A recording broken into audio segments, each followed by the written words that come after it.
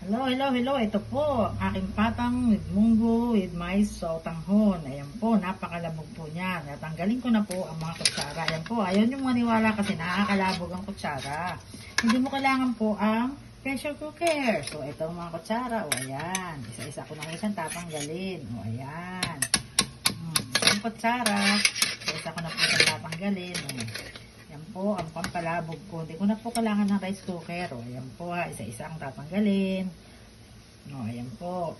Tapos, meron pa po yan. Katulog po yung nilagay ko diyan. O, isa ko po tatanggalin. O, masabihin po ninyo, ay ako ay joke-joke lang. Hindi po tunay po yan. O, yan. Tatlong kutsara po nilagay ko. So, isa-isa ko po tatanggalin. O, ayan po. Ayan po. At gutom na ako. Labog na po. Parang gulaman. O, ayan po.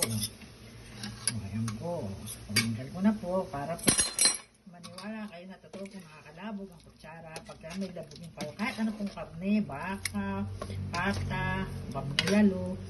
Oh, ayan po.